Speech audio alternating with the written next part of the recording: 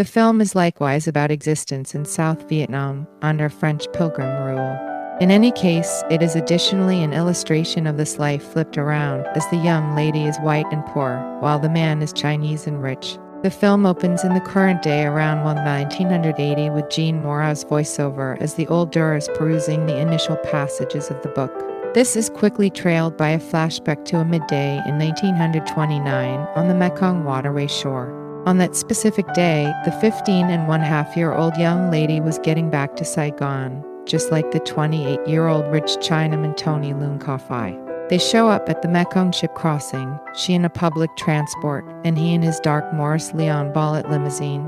The young lady wears an old sleeveless silk dress, gold-radiant high heels, and a man's pink fedora enlivened with a dark lace. She wears her hair in braids and her lips are painted with a splendid red lipstick. This is a striking similarity to the photos of the youthful Durres, who needed to be a lady before her time. The young fellow, flawlessly wearing a white cotton suit, rises up out of his limousine and approaches the young lady. Right now, we view the previous evening at the young lady's familial house in Sa Dec. We are acquainted with the noxious environment which saturates it and meet her more seasoned sibling, the family dictator Arnaud Jovanidi, her feeble, more youthful sibling Melville Poupard, and her drowsy mother Frederique Meininger. We return to the ship, where the Chinaman offers the young lady a lift to Saigon. She acknowledges his proposal of a ride to town, and in this manner sets out on an extensive, illegal relationship. Every one of the next days, the Chinaman shows up in his dark limousine at the young lady's lycée, where she goes to class, and drives her to the motel, where she eats and dozes. Before long, one evening, he gets her the lodging, and they drive rather to his Garçonnière in Colon, the Chinese quarter of Saigon. The Garçonnière is a single-man loft accommodated him by his dad.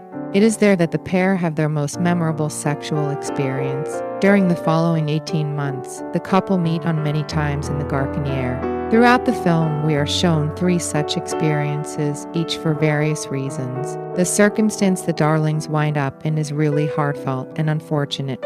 In the frontier society, it is thoroughly impossible for her, a white young lady, to wed a Chinese man. The Chinese custom restricts him to wed just anyone, particularly a white young lady. His significant other will be picked by his dad Zimang for social/monetary reasons. Furthermore, following their most memorable sexual experience, he expresses that since she is at this point not a virgin, he can never again acknowledge her as his significant other. This is good with her, she replies, since he's Chinese and I could do without the Chinese much. Accordingly, they realize that their relationship is ill-fated all along, yet they seek after it in any case to its savage and unavoidable end.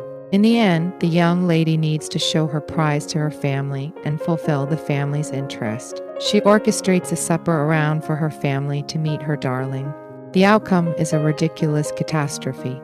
The mother and the 2 siblings gorge themselves on food, become inebriated, and never address the Chinaman, with the exception of her more established sibling, who affronts him and attempts to incite a battle.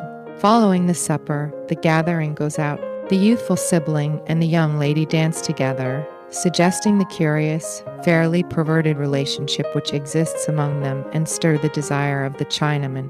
This later prompts a rough scene between the young lady and the Chinaman back at the Garçonnière. Since the Chinaman is liberal, the family professes not to contemplate the relationship which probably exists among him and the young lady. Somewhere inside, be that as it may, the mother is revolted by her girl's relationship with the Chinaman, and she has a few brutal scenes with the young lady, exacerbated by her most established child's horrendous impedance. The Chinaman weds the youthful 16 years of age, rich Chinese young lady who his dad decided for him, in a wonderfully intricate Chinese function. The wedding continues an exceptionally merry mindset in sharp differentiation to the Chinaman's disposition, and the young lady watches, emotionless. A couple of days after the wedding, the young lady leaves for France. She rests on the rail, wearing a similar garment she wore on the principal ship ride. As her boat leaves, she sees for the keep-going time the long, dark auto on the dock, and feels his look upon her. Numerous years after the fact, the Chinaman comes to Paris with his significant other. He calls her on the phone and, as she says, told her that it was as in the past, that he actually cherished her, he would love constantly her, that he'd adore her till the very end. So closes this wonderful and terrible romantic tale.